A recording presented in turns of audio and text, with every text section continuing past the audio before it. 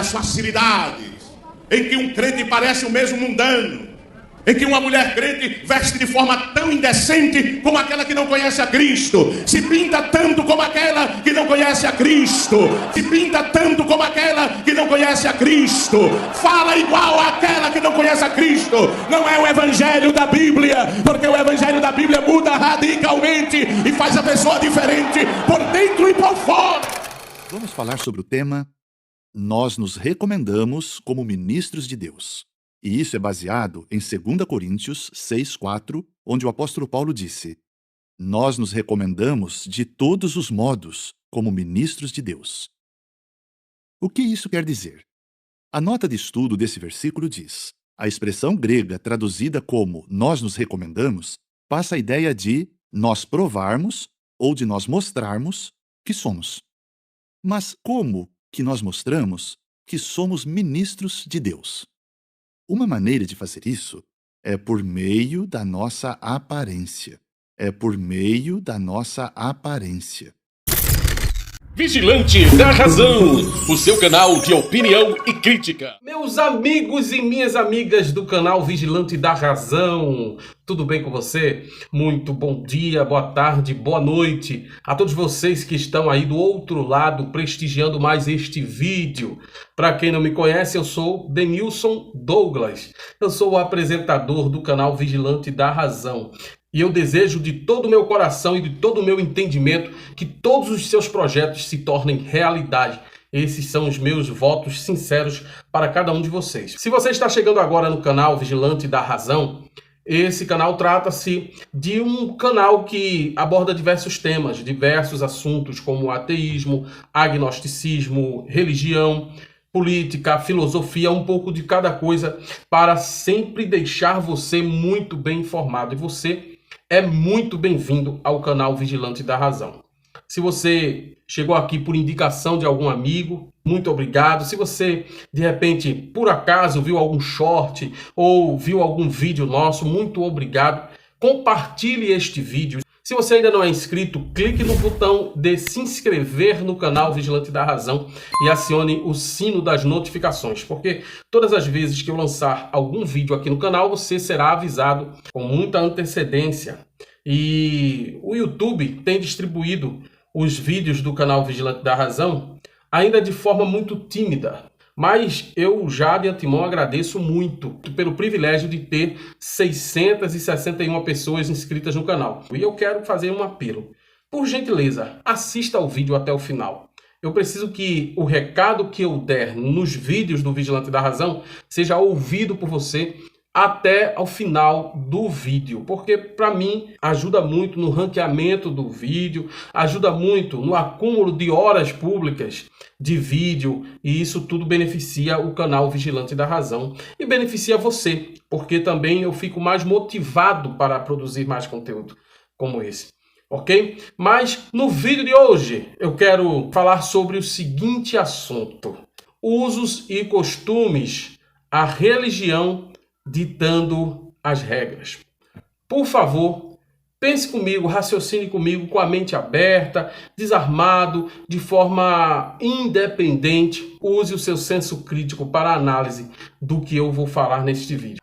E alguém pode dizer: puxa, Denilson, de novo este assunto, porque no vídeo, o que eu vi nas igrejas, eu também mencionei alguma coisa a respeito de usos e costumes. Mas no vídeo de hoje eu quero fazer diferente, eu quero trazer um conteúdo de forma muito mais abrangente para que nós possamos compreender de fato os danos que causam a manipulação religiosa e também o quanto você fica privado do seu senso crítico quando dá ouvido ao que os líderes religiosos falam. Tudo aquilo que os líderes religiosos falam, através das doutrinas que eles defendem e também dos usos e costumes, tem um principal objetivo, que é levar você a ser dominado pelo líder, dominado pela religião.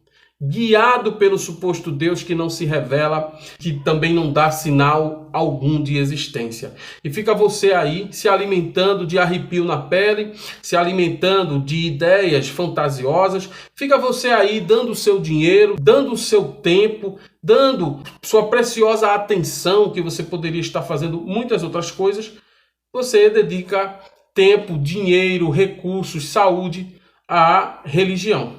É claro que, como muitas pessoas falam nos comentários, entra quem quer, faz quem quer. Mas eu quero dizer para você que o canal Vigilante da Razão tem o objetivo também de abrir seus olhos.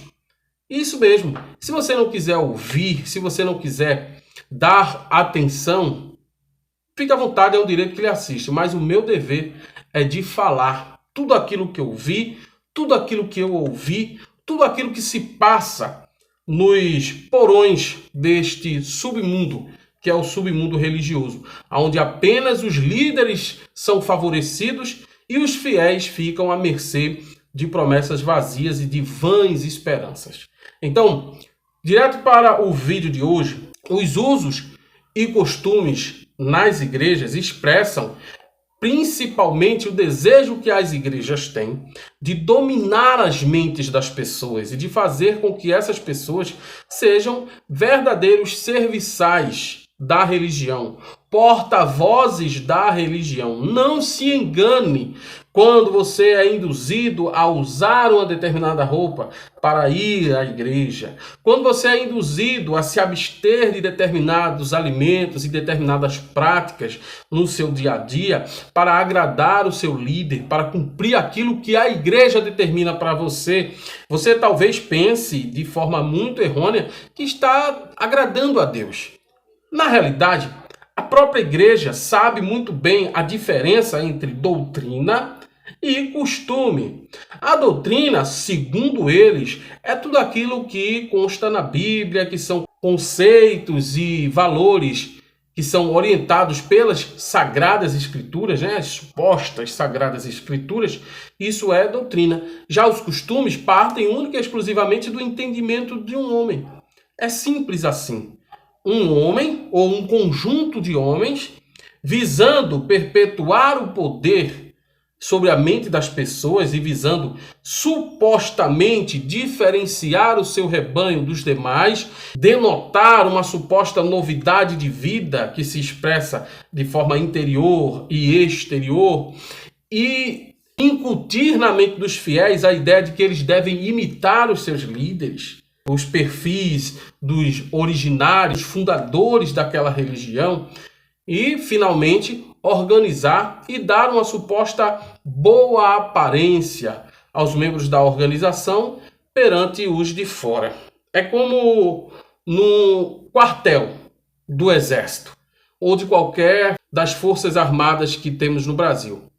Se o recruta, o soldado, o aspirante, ele não se apresentar de forma asseada, barba feita, cabelo cortado, uniforme, vai ficar difícil ele ser diferenciado para com a sociedade, e quando ele for convocado para algum evento oficial, ele precisa estar com esse padrão.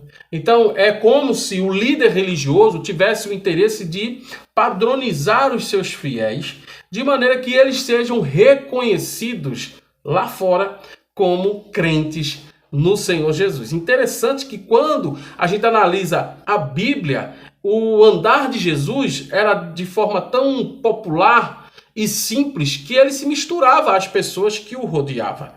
Ao ponto de, quando ele foi preso, precisou que Judas selasse o seu rosto com um beijo para que ele assim fosse reconhecido pelos que estavam ali. Se bem que eu nunca entendi direito essa história, já que Jesus era tão famoso, tão prodigioso, tão conhecido, ele precisou ser diferenciado através desse beijo do Judas, o famoso beijo da traição. Mas Jesus andava de forma simples e se misturava com as pessoas.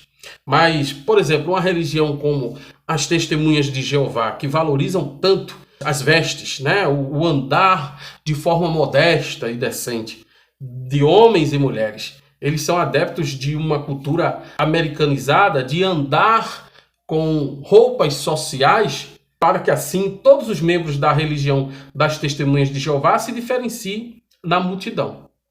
Os assembleianos, por sua vez, já têm outras práticas de vestimentas. Existem igrejas que não permitem que as mulheres se maqueiem. Existem aquelas outras igrejas que não permitem que o homem ande de bermuda ou de calção pelas ruas.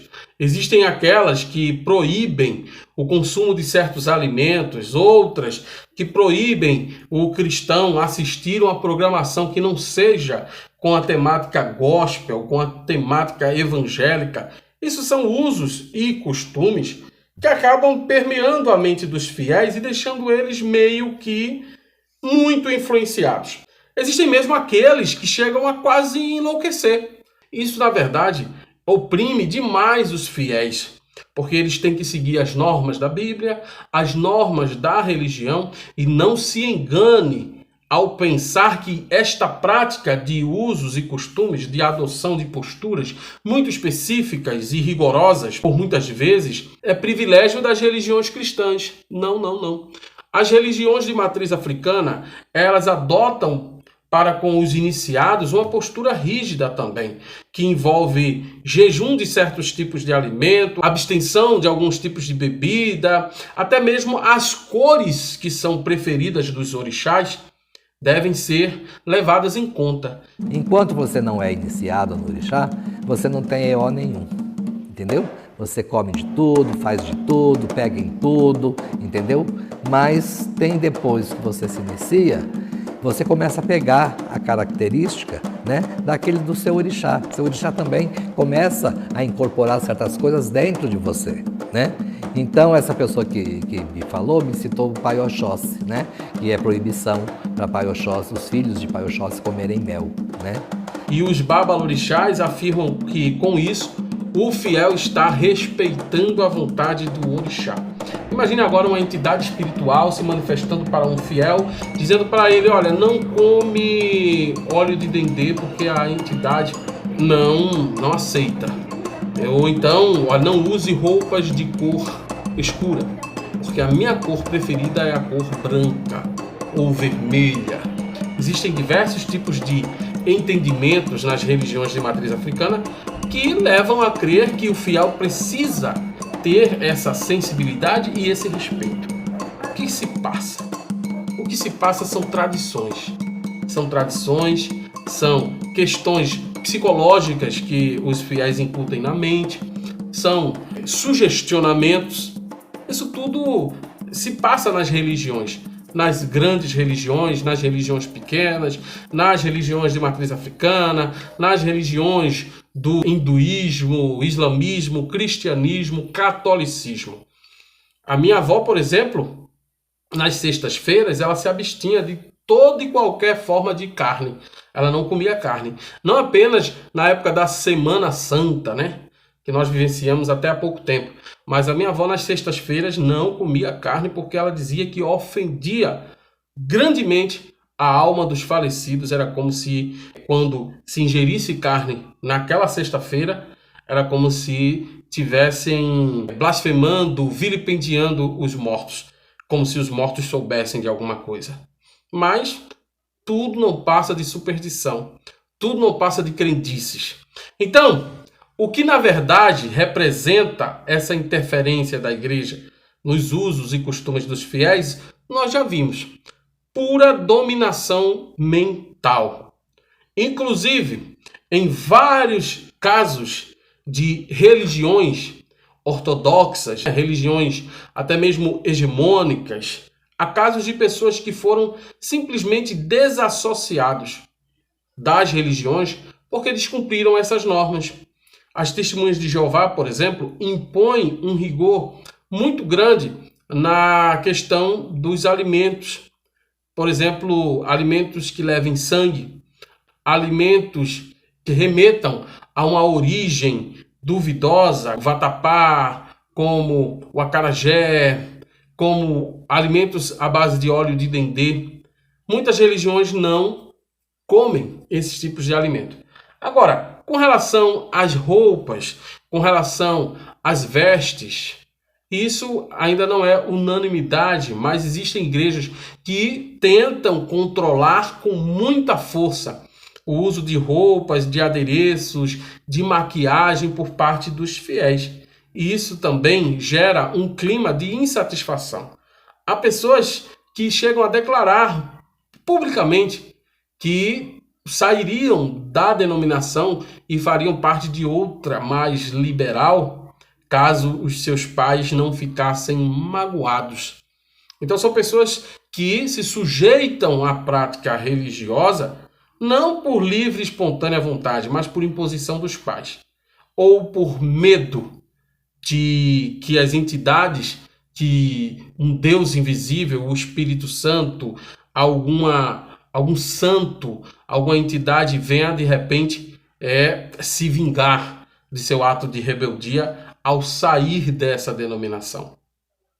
Então impera um verdadeiro clima de loucura generalizada, quando você precisa seguir um rigor, quando você precisa se afastar de pessoas que não pertençam à sua denominação, quando você precisa incutir na sua mente que você pertence a um grupo seleto de pessoas que vão para o céu. E agora, os cuidados com a terra, os cuidados com a sua aparência, muitas vezes, os cuidados com as coisas terrenas, você tem que considerar em segundo plano, com exceção, claro, com exceção das suas formas de ganhar dinheiro, porque o dinheiro é de interesse de todos os líderes ou de grande maioria dos líderes religiosos. Eles querem sua parte nos seus rendimentos, eles querem os 10%, que não é favor, é uma obrigação que você tem para com Deus, passando pelas mãos dos líderes e de todos os líderes, porque existem outras denominações, outras religiões, fora o cristianismo, que trabalham também com oferendas, com doações, com pagamentos de consulta, enfim. O que eu acho interessante é que parece que uma interferência tão grande na vida de um fiel de uma determinada religião inspiraria uma interferência e uma solidariedade quando este fiel passasse por alguma necessidade. Ou seja, se eu participo com tanto afinco, com tanto interesse, com tanto esforço, com tanto empenho, com tanto esmero de uma prática religiosa, nada mais justo que quando eu me visse em maus lençóis, quando eu me visse precisando de um apoio, inclusive de um apoio financeiro, o meu líder religioso se compadecesse de mim e me ofertasse alguma ajuda. A pergunta que não quer calar: isso de fato acontece? Eu acho que não. Eu acho que não. O Silas Malafaia, ele dizia, em plena pandemia mundial do Covid-19, ele dizia em uma de suas pregações que a igreja não era, de maneira alguma, um centro assistencial. A igreja precisava dos fiéis, mas não tinha nada a ver com as dificuldades financeiras dos fiéis. É complicado demais.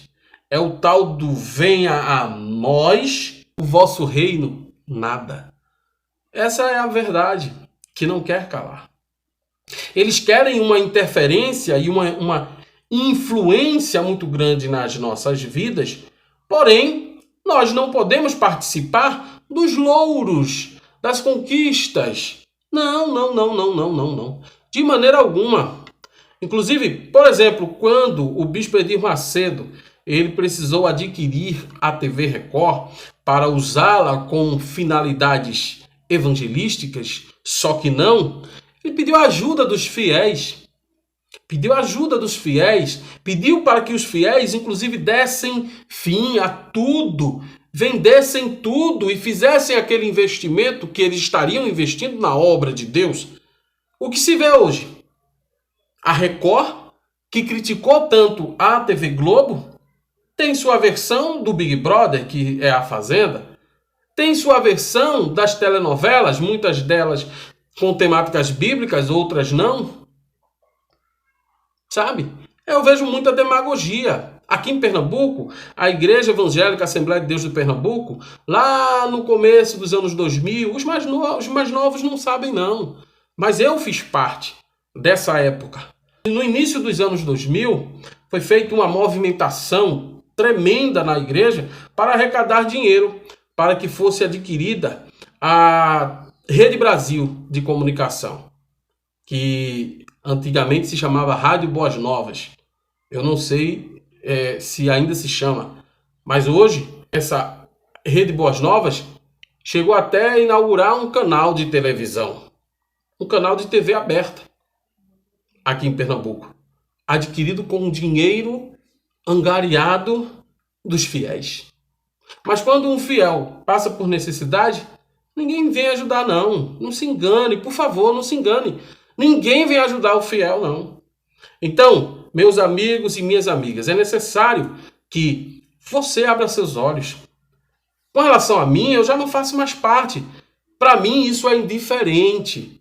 Agora, eu falo o que eu falo para que você abra seus olhos e pare de cometer esses deslizes. Pare de desassistir a sua família para dar assistência à família do pastor.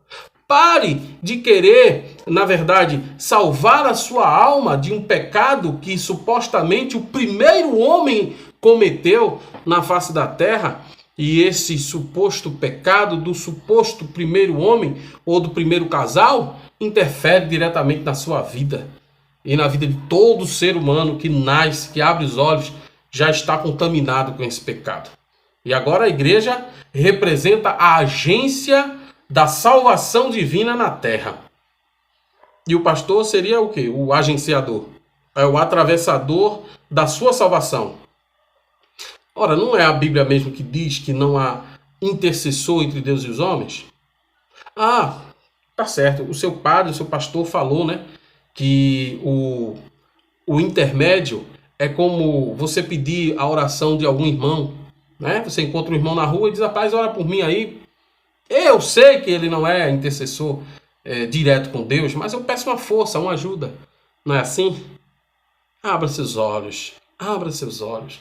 É você que tem que dar duro. É você que tem que fazer acontecer. A sua vida diz respeito única e exclusivamente a você. Há pessoas que têm medo de dormir de short, de dormir de cueca. Por quê? Porque se Jesus voltar, ele vai ficar na terra. Porque Jesus não vai levá-lo de cueca para os céus. Que coisa absurda. Se essa volta de Jesus e o arrebatamento da igreja é um evento que, segundo os religiosos, é um evento espiritual, por que você vai se preocupar com isso? Se a Bíblia é quem diz que carne e sangue não herdarão o reino de Deus, não é essa Bíblia que você acredita, que você confia? Então, quando a igreja tenta interferir na sua vida, tenta ditar as regras do que você deve comer, com quem você deve andar, o que você deve gastar, em que você deve investir, faça um favor, para você, não é para mim não. Diga para o seu líder religioso que da sua vida cuida você e não ele. Manda ele cuidar da vida dele. Porque a vida dele já está muito bem arranjada, né? Ele não trabalha e ganha dinheiro. Ele não contribui com nada para com a sociedade. Vende apenas os produtos da fé e é muito bem pago para isso. Você não. Você que tem que trabalhar duro, pesado. Você que sobrevive com um salário mínimo, pouco mais do que isso. É você que tem que pagar suas contas. E se não pagar em dia, meu amigo, seus credores são cruéis. São cruéis. É sério. A igreja tem que parar de querer interferir, não apenas na vida dos seus fiéis. Interessante que a igreja, ela se esforça tanto para interferir na vida dos outros, que ela não se conforma apenas na interferência na vida dos fiéis, dos seus próprios fiéis, mas quer interferir no Brasil todo, quer interferir em diferentes tipos de credos, de mentalidades, de formas de ver o mundo, em diferentes tipos de ideologia, como se os valores cristãos, bíblicos, fossem uma constante e devessem ser impostos na vida das pessoas. Para com isso, rapaz. as punições que o seu Deus impõe aos rebeldes da sua fé só afetam a quem tem a sua fé. Quem não tem a sua fé está alheio disso tudo. Não crê, ele não acredita. Sabe? Bote na sua cabeça isso. Existe aí uma bancada religiosa que, sinceramente, é assunto para outro vídeo, sabe? Mas é sério, gente, por favor, por favor. Estava vendo que, por exemplo, o Michael Jackson, o rei do pop, ele fez parte das Testemunhas de Jeová por muitos anos. Ele era pregador da palavra desse Deus Jeová aí. Mas quando ele começou a fazer sucesso e ele começou a atender aos desejos de sua audiência e começou a se superar com seus trabalhos, o disco Thriller saiu, as Testemunhas de Jeová caíram de pau em Michael Jackson, porque simplesmente ele contou uma história de terror, que todo mundo sabe que é pura ficção. E por mais que Michael Jackson tentasse falar para os anciãos da organização Torre de Vigia, a Testemunha de Jeová, que aquilo era apenas uma obra fictícia, não.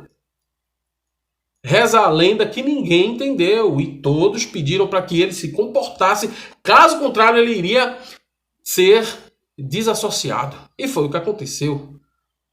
Ele foi desassociado das Testemunhas de Jeová, por conta da sua dança, por conta dos seus supostos gestos obscenos. Pena que o Michael Jackson acabou indo para o Islã. Foi embora para o Islã. E até o nome dele mudou antes de falecer. Então, meus amigos e minhas amigas, esse foi o vídeo de hoje. Eu espero muito que você tenha gostado. Até o próximo vídeo. Tchau, pessoal.